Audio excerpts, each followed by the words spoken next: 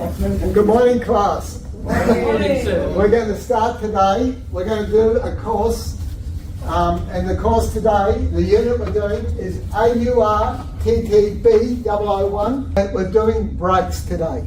Brakes. We're going to look at the basics of brakes.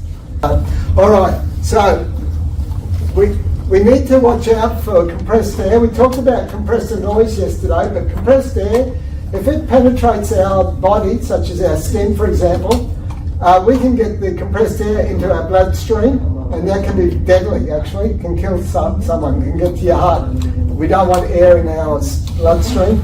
So when we're dealing with compressed air, when we're blowing with an air blower, I've seen many technicians or pedal beaters even blow off all the dust off their clothes using compressed air.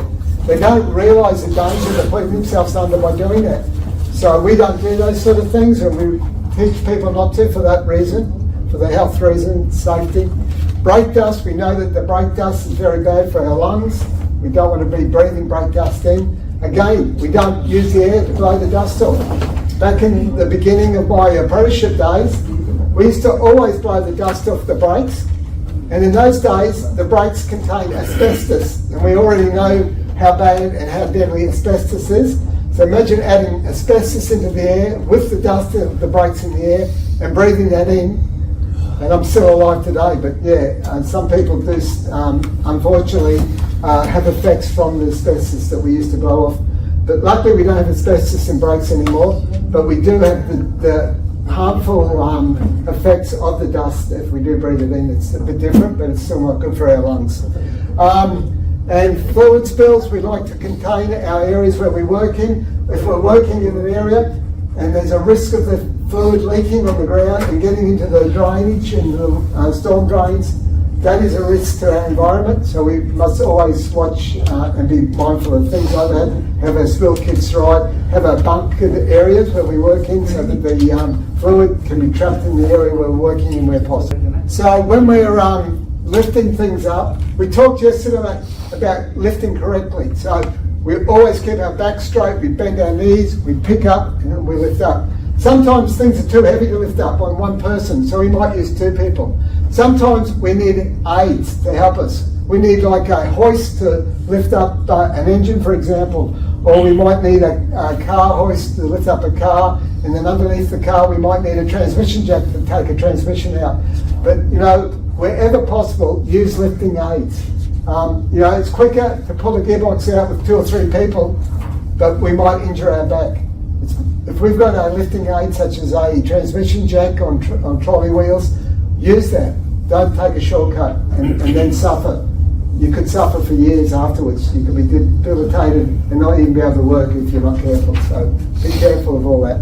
Again, we went through yesterday the environmental risks of our industry, the way we collect oils, our waste oils we collect and we store under covered areas. So we are very mindful of how we store our waste oils. We're very mindful of all our waste products and certainly our recyclables. We don't want to put recyclables in our general rubbish. We always separate everything and we have designated areas, so we have areas for collection. Our waste tyres, we store them out of the weather. Why would we store waste tyres out of the weather? Anyone can tell me? Why do we store our tyres under cover? Why not put them out in the open? Like mosquitoes. Sorry? Mosquitoes. Ah, yes. Because of mosquitoes. Lava. Water will get trapped in the tyre inside and it gets stagnant, and before long we've got a breeding area for mosquitoes. An environmental hazard, so we do that. Other risks with tyres. What's another risk with tyres or storing tyres? Anyone got any ideas? Old tyres? In case of fire, it might blast. Did you say fire? In case of fire, it might blast. Fire? Yeah. Yeah, fire risk. Because they're very acceptable to catching on fire if we had some ignition source near them that ignited them, and then we'd have a catastrophe with the... Because tyres are made from rubber, and rubber burns, and so black smoke, breathe all that into the environment wouldn't be good for our health. As we come into working on brakes, I want to bring some what I call very important thinking of how we process and what we do when we service brakes, okay? There's a lot of things that people overlook sometimes. And I want to go through those things so we don't overlook and we can consider these things. I want to go through this list, right? So I've got it written there and I highlighted. The following general service guidelines apply to all disc brake systems and should always be followed. Not just disc brakes, but drum brakes or anything to do with brakes, okay? So we want to be sure that the vehicle is properly centered and secured on the jack stands or the car hoist. We did that yesterday, we talked about it. That's most important, okay? That we are keeping ourselves safe. But we also take into consideration things like tyres. We're dealing with a problem with the brakes and we got a baldy tyre. Do you think that car's going to stop properly with a baldy tyre? No. It's going to skid on that wheel. It's not going to pull up properly. So we need to look at tyres. We need to look at, there might be a warp in the wheel itself. We might be getting a wobble through our steering when we're braking, caused through a wheel that's been bent or damaged. So look at the wheels, the rims, just observe things like that. Wheel bearings get loose. We get a loose wheel bearing, or we get a suspension bush, for example, a control arm bush, or some sort of ball joint that's worn. When we put our foot on the brake, what do you think is going to happen to that wheel? Is it going to be stable or is it going to kick out? It's going to kick out. Is that going to affect our braking? Yes. It's going to affect our braking. So we need to be mindful of those sort of things. We also need to check the brake fluid. Lawrence. I asked Lawrence straight away today because he's having problems with his car. He's got a braking problem. And we're going to have a look at that after lunch, by the way, just a bit of a look. So I said to Lawrence, have you checked your brake fluid? He said, no. That's one of the first things I look at if I'm looking at brakes is a brake fluid. I look, a number of things to look for. We're looking for the colour of the brake fluid. Is it looking contaminated? We're looking, is the brake fluid low? Low could mean we've got worn brakes. As on disc brakes, as the brake pads wear, the pistons in the brake caliper. The brake caliper is what controls and applies the brake pads onto the brake rotor. As it wears, they come down. When I say calipers, it's the device, we'll talk more about calipers, so if you're not sure what a caliper is at the moment, trust me, you will at the end. But the caliper has a piston, and as that piston moves, it moves further and further as the brake pad wears down. And the more the brake pad wears down, the more your brake fluid will drop in the brake fluid reservoir. Thank you very much. And why I say, if the brake fluid's low, it could indicate one of two things. It could indicate that we've got a leak, okay, because it's running down. But it could also just be because the brake pads are wearing and the fluid's displaced by the wear in the brake pad by the piston pushing out further. So that tells us something about the brake fluid. Okay, what else can the brake fluid tell us? Leak. What if it's down? Sorry? Spongy brake. That's for, we feel the brake pedal and make sure it's a solid brake pedal. Now if it's a spongy, that means there's air in Yeah, there's the. the... Need to bleed.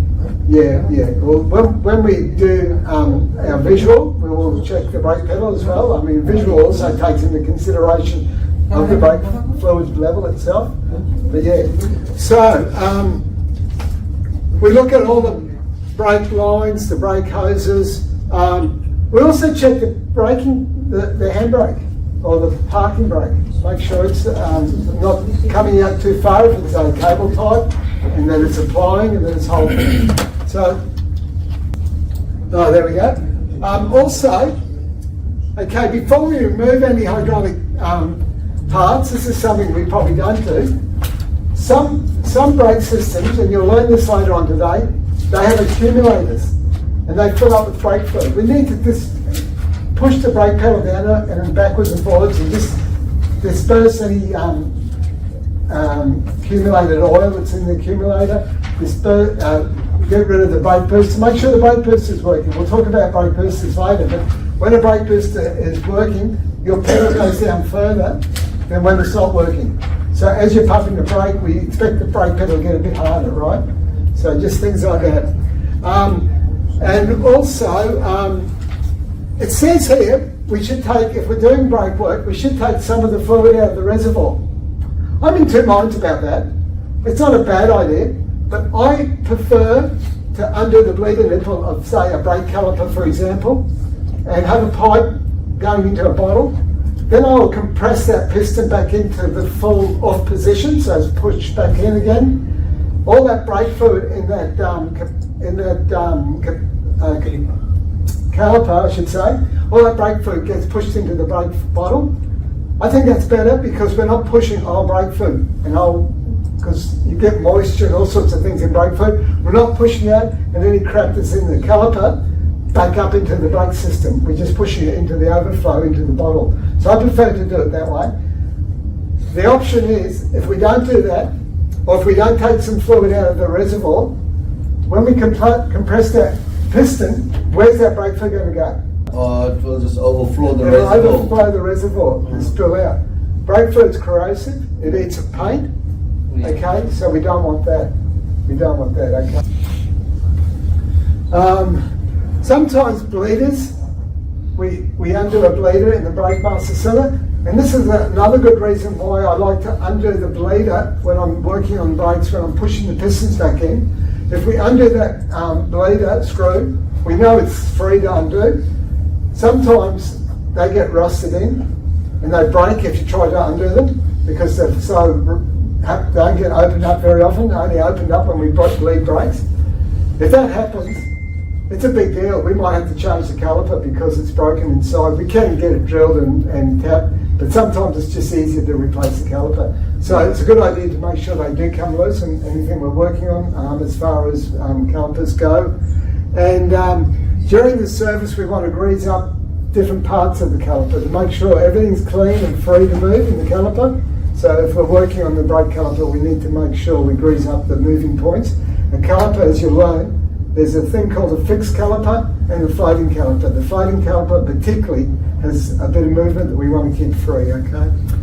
And whenever we disconnect anything on the brakes, we want to plug up the hole. If we undo a brake caliper and we take off the hose, we want to plug up that hose so we don't get contaminants in the brake system. Or a pipe, if we undo a pipe, we want to cover that up with a little plug, okay? We don't want contaminants. Never permit a caliper to hang by the hose. I think some of you, we've talked about that, but when we undo a brake caliper, they can be a bit weighty. They can weigh a little bit. And I often see people, and I think everyone's been guilty of it, including myself at times, where we just let the brake caliper just hang loose and just weigh. And what happens is we put a bit of stress and strain on the brake hose. Brakes have a flexible hose going to the brake caliper. They have to have a flexible hose because of the steering. The steering's turning, suspension's going up and down. So if we had a steel pipe going directly to the brake caliper, okay, it would crack and break because of all the different movements. So we use a specially braided hose. Those brake hoses do deteriorate over a period of time. And often we see it on the outside of the brake hose. We see cracks, we see marks on the brake hose that tell us telltale signs that that brake hose is getting to the point where it's not safe and we need to replace that brake hose. So that's something to inspect when we do brakes. But also, what we don't see is what's inside that brake hose. There's different layers inside that brake hose.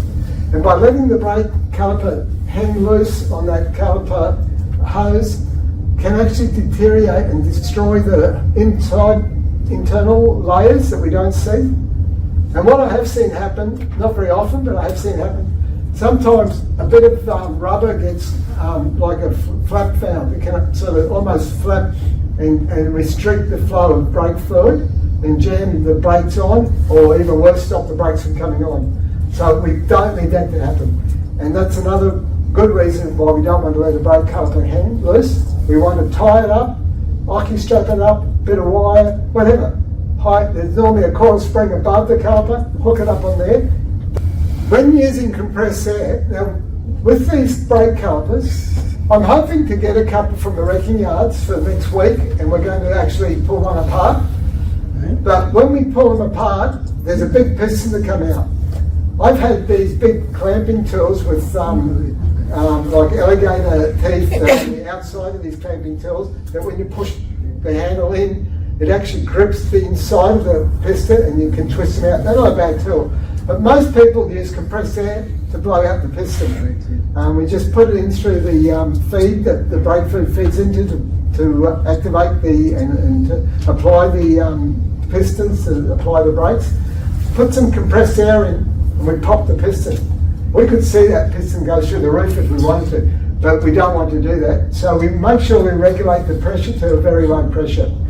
Sometimes we can just regulate it because the air gun, just pulling it on just a little bit, will just allow a little bit of air to come out of the air gun, and we don't want too much air, otherwise we could have a head blown off almost. Alright, and when we're cleaning brakes internally, we want to be careful how we clean them and what we use to clean them. Okay, because some chemicals react with rubber. Inside the brakes are rubber seals, rubber dust boots, and sometimes a residue can be left behind if we use the wrong product to clean it. If we have the wrong product, we can contaminate the whole brake system. And so we have to be careful what we use when we clean. It's talking about using a dentured alcohol, so some sort of alcohol-based product, but you just need to be sure that we get something that's compatible, that will evaporate and that won't leave a residue. Leaving a residue can be a problem, okay? And we recommend to lubricate all the moving parts, which we talked about before. And if we are fitting a brake together, we would use what's called rubber grease to assemble the internal parts.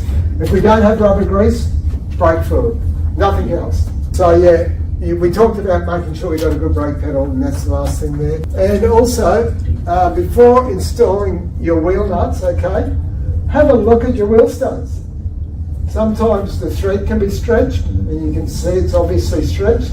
Sometimes they can be worn. Someone's wheel nuts come loose and slide out the stud, or even worse, the actual wheel rim. So just, it's better to find out when you're pulling things apart at the early stages. Take a note of those things so that you don't get caught at the end of the day when it's 5 o'clock at night, the customer's outside waiting for the car and you just see that there's a stretched wheel stud.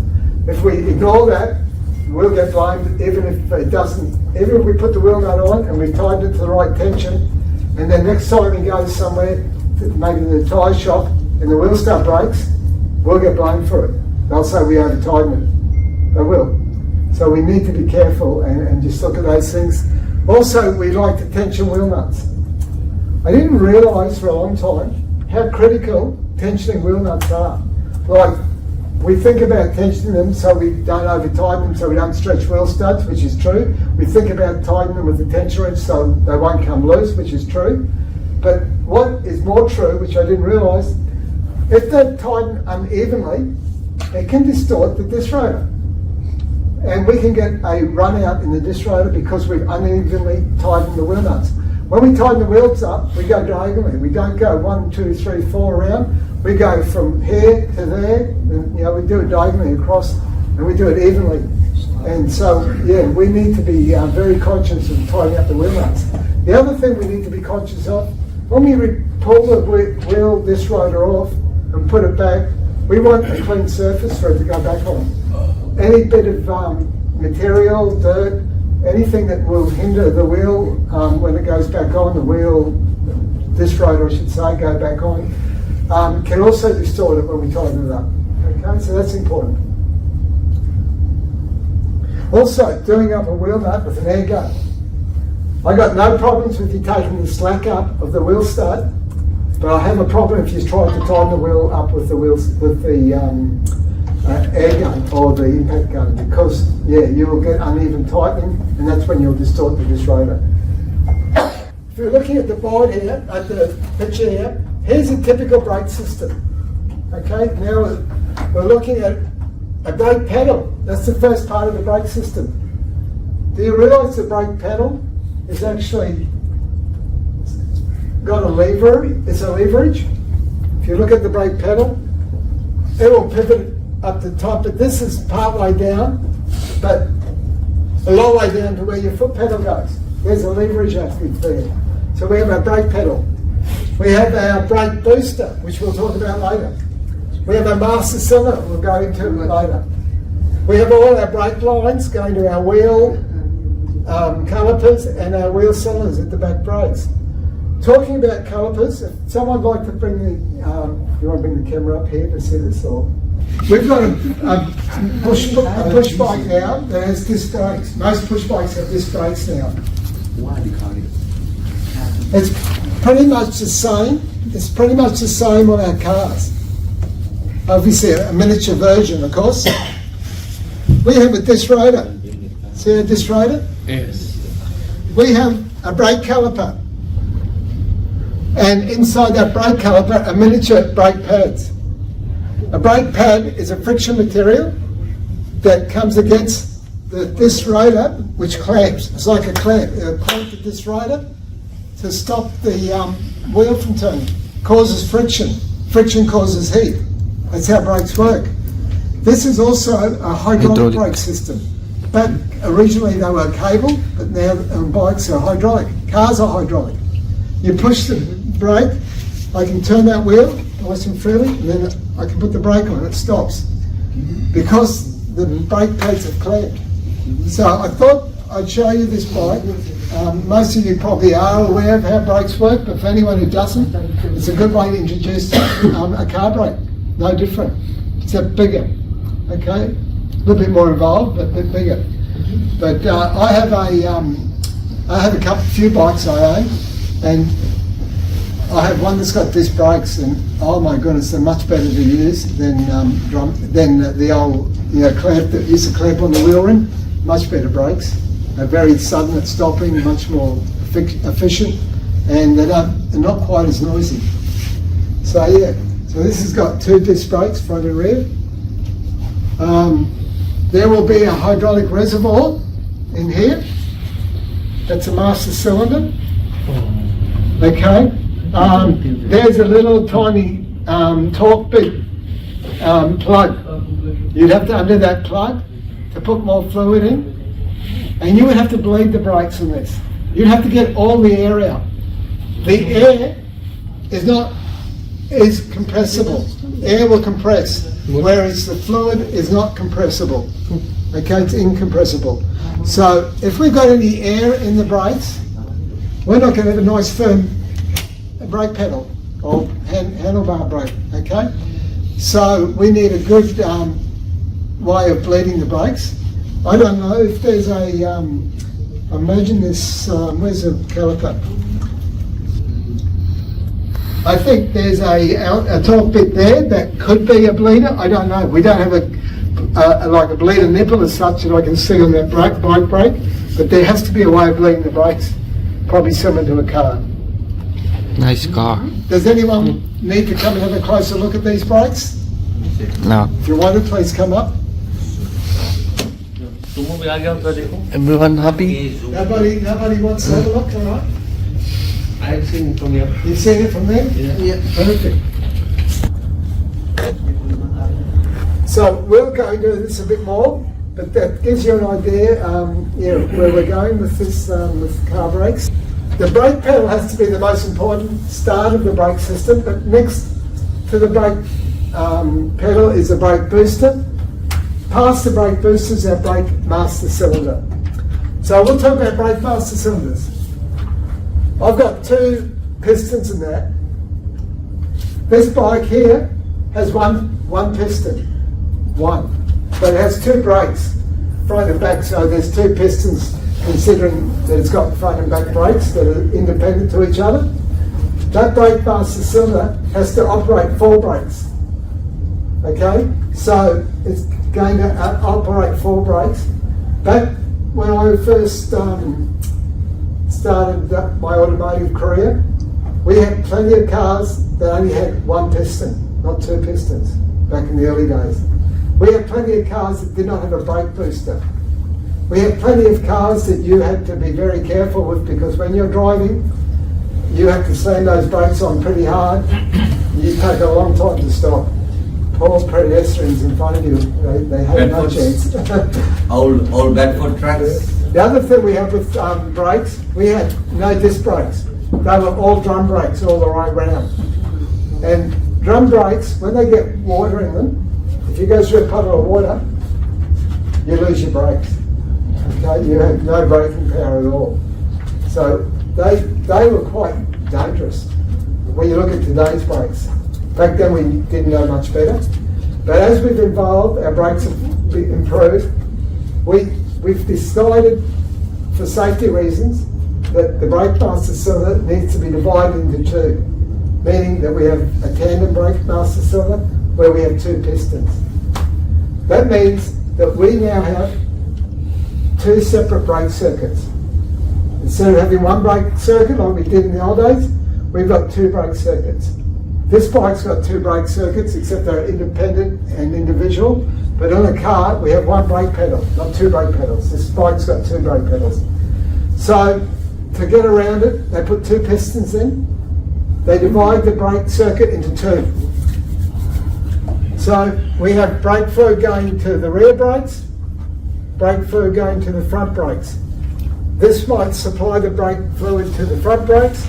This will supply the brake fluid to the rear brakes in this system here.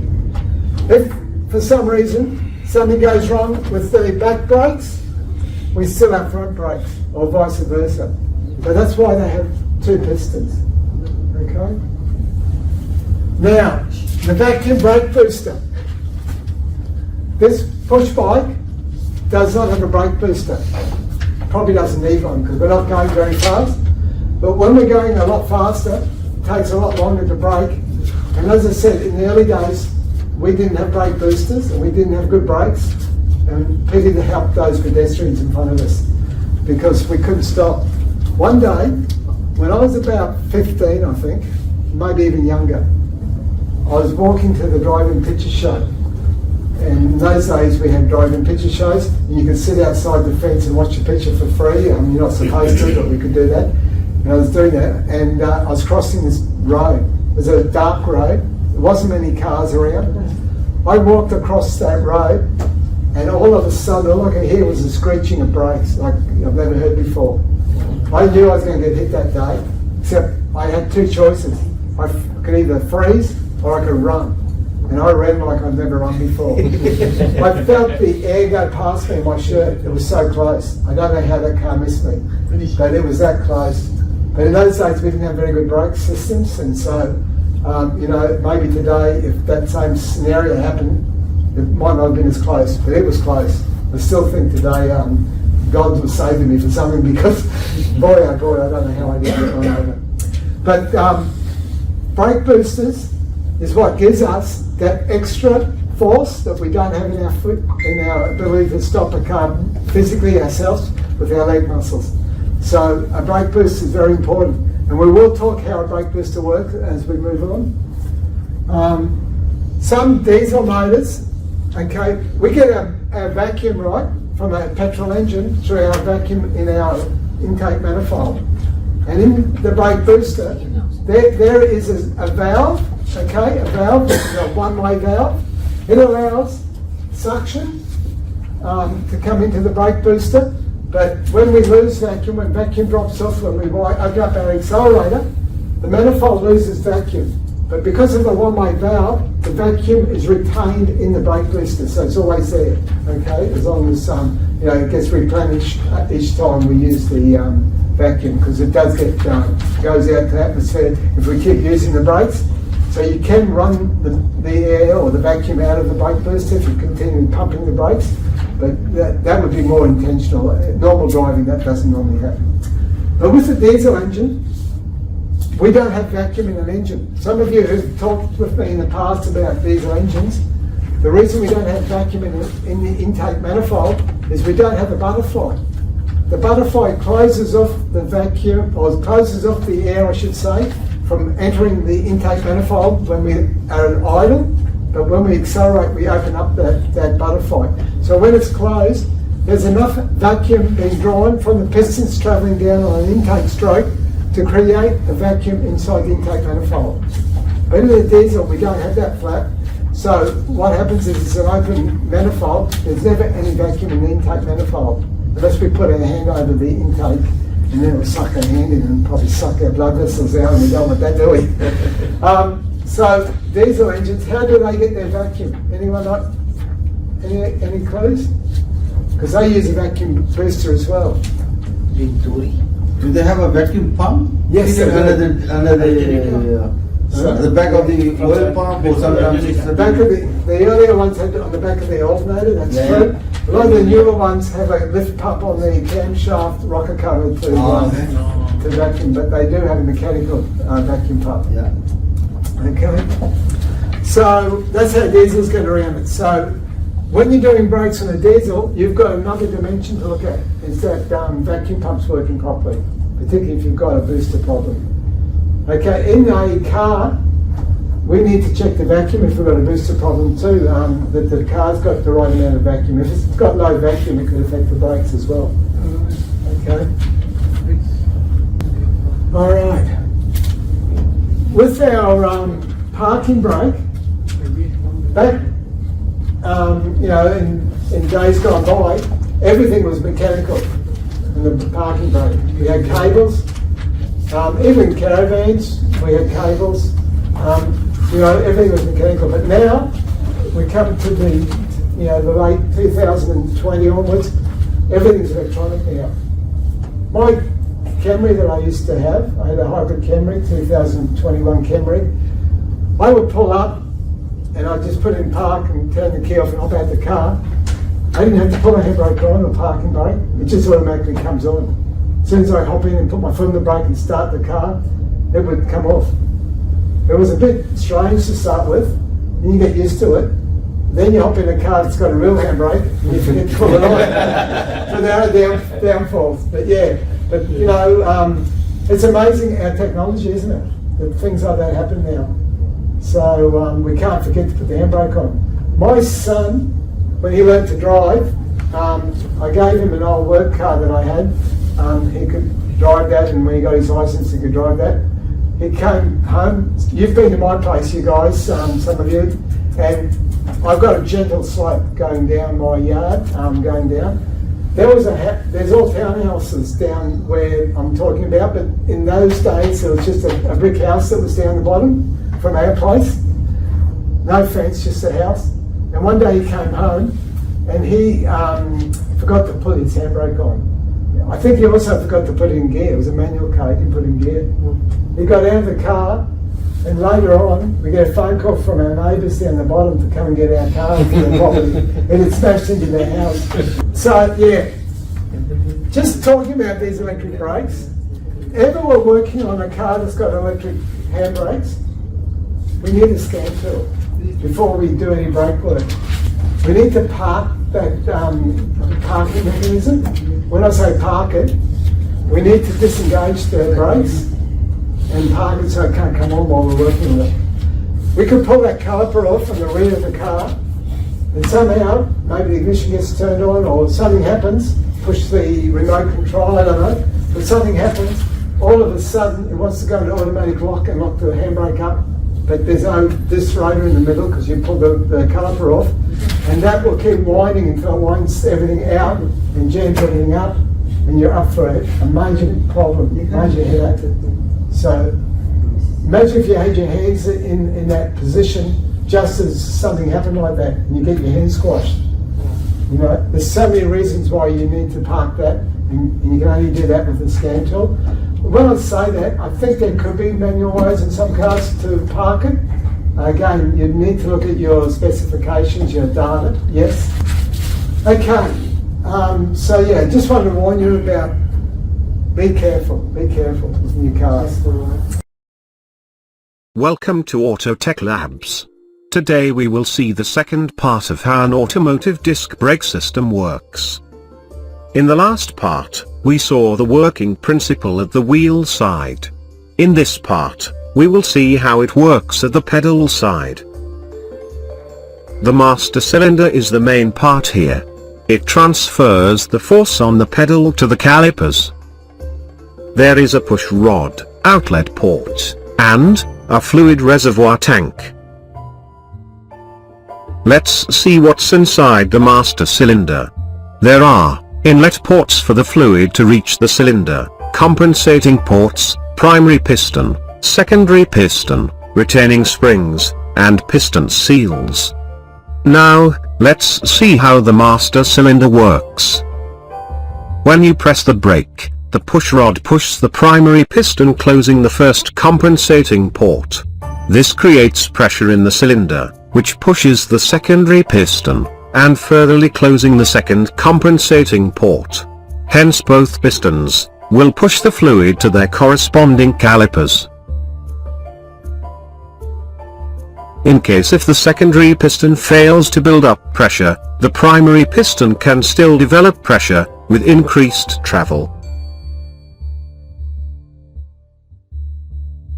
And if the primary piston fails, the secondary piston will not receive any pressure to move. So the push rod at the end of the first piston can push secondary piston, which requires much force to be applied on the brake pedal.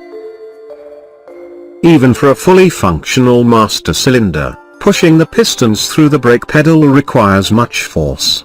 So later on, another component named boosters were introduced. The brake booster comes between the pedal and the master cylinder, and utilizes the vacuum from the engine, assisting the brake pedal and makes it easier to apply brakes. Let's take a look inside the servo. It consists of a valve rod, dust boot, air filter, valve spring, diaphragm spring, vacuum check valve, hydraulic push rod. When you push the pedal, the valve rod opens the inlet valve, allowing air into the diaphragm front chamber through the filter. This air, along with the vacuum created by the engine in the diaphragm rear chamber, pulls the diaphragm, and furtherly pushing the push rod towards the master cylinder. Thus provides assistance, and reduce the effort in braking. And that's how an automotive braking system works. Alright, we're talking basic principles about hydraulic now. I talked about Pascal's law of hydraulics. It's because of him that we use hydraulics the way we do today.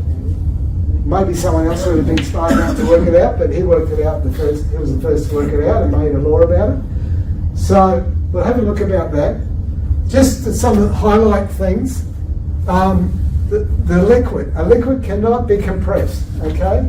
That's number one. Air can compress, but liquid can't. Talking about liquid, just on a different note. Who's ever heard an engine crank over and it hydraulics? Meaning that it sort of goes, like something stopping it from winding over freely. Or just like when you got a flat battery or sort of. Yeah, almost. That happens sometimes if you've got a coolant leak. You sit the car overnight, and the cylinder fills up with coolant, and it means that liquid cannot compress. And as the piston goes up, it puts a lot of strain on the starter motor, so it winds over very slow. If there's too much coolant in there, it will cause the conrod to bend, because liquid cannot compress. So that's just an example. But liquids in a conformed system will transmit motion. That means conformed in a cylinder, in a pipe, in an area where it can't just squirt out. It's forced to move from one point to another because it's confined, okay? And that's what happens in the brakes. It's confined in the brake pipes to the brake caliper. Pressure applied to a conformed liquid will be transferred equally throughout the whole system, okay? The amount of pressure I put through there, it will equally push pressure through the whole system. And hydraulic pressure is being converted into mechanical force. It's a mechanical force. We've turned that fluid movement into a force to stop the car. Okay, we've moved that. So that's important. So if we look at this piston up here, and we apply 15 kilopascals of pressure on that piston, and we have a pipe going to another piston that's exactly the same size, we're going to move that in 5 centimetres. We're going to move that out 5 centimetres at a 15 kp pressure, kilopascal pressure, the same pressure, exactly the same size hole, same size piston to another same size piston, same amount of force. We'll move that piston with the same amount of force. Does that make sense? We can relate to that?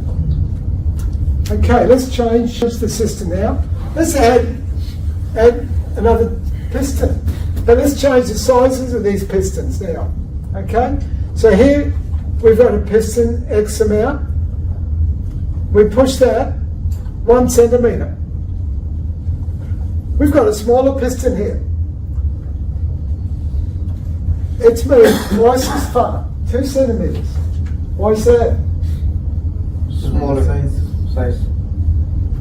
The pressure. This piston here is a bigger piston, but it's only moved 0.5 centimetre. Why is that? Remember we said the fluid is equal.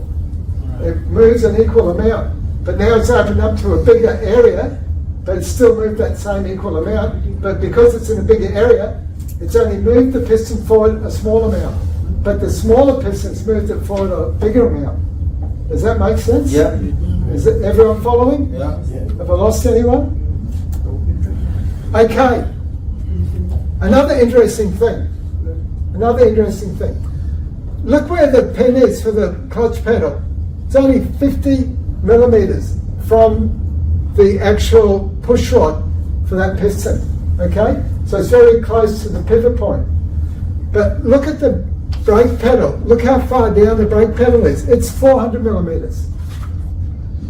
If we apply 100 Newton meters to that brake pedal, is that right?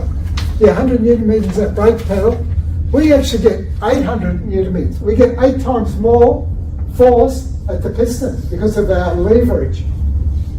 Okay, that's just a leverage from one point to another. If we were to move that push rod down here, it would change the force that piston has. There would not be so much leverage there. That's how we sometimes we undo a nut with a longer bar because we get more leverage and we can undo it. But if we had a short bar, we wouldn't be able to undo it. So it's a leverage. So there's a mechanical advantage. We then have another mechanical advantage because if you look at this big piston, we've put 800 Newton meters of pressure there. We've doubled that to 1600 Newton meters of force down the bigger piston because we've got an equal amount of fluid moving that piston, but because it's a bigger piston, there's more area and we get a much heavier, a much more stronger force. Are we following? But the opposite has happened on this one. We've dropped down to 200 Newton meters up there because it's a smaller piston. We've lost some of that force.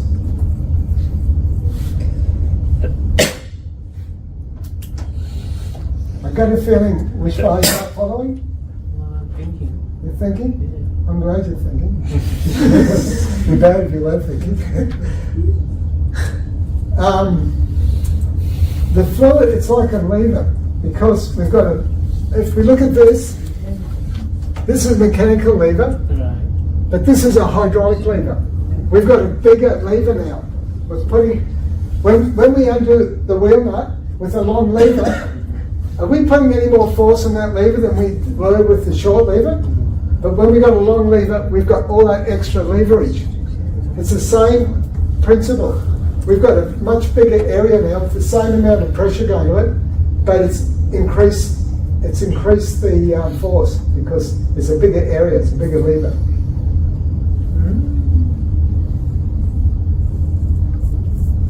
Is that helping? Yeah. Who's not following? Be honest, who's not following? Is that? I want everyone to properly understand, because this is the principle that we use for brakes.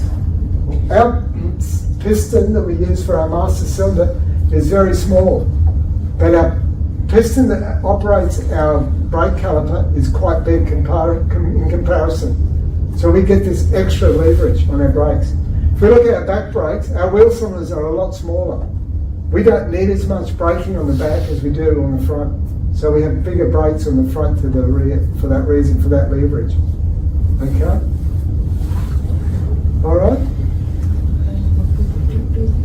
So, with the hydraulic, okay, we can gain movement but lose the force. But we can also gain force but lose the movement. So, if we have a small piston and a big piston, we've gained force but we've lost movement. But if we want more movement, we have to go the opposite. A small piston, a bigger piston is driving the smaller piston, that is, the opposite. Okay?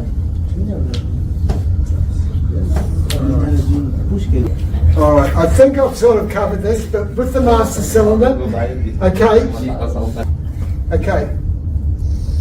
so the hydraulic system consists of your brake pedal that applies force to the brake booster. The booster assists the force supplied by the brake pedal. The brake booster applies force to the hydraulic master cylinder. In a car, the front brakes are applied first and with the most force. So that's important, the most force. If you brake hard in a car, it digs down, doesn't it? Because more force is on the front. And the piston in the master cylinder then applies force to the secondary piston. So we have two pistons, right? The first one is the primary piston, and the second one is the secondary. The primary piston always usually applies the front brakes, except now we have diagonal braking systems, which is a contradiction to this, but we also have ABS brakes, so that puts another dimension in things. We'll talk about ABS later. So the piston in the master cylinder then applies force to the secondary piston, and that applies pressure to the rear brake cylinders in the tandem brake master cylinder. So I think we've covered that anyhow. Okay. Mechanical brake systems are those used in the older systems such as caravans, motorbikes, go-karts. Mechanical systems use cables and or linkages to operate brake shoes and counters. The systems can be a main brake or parking brake system.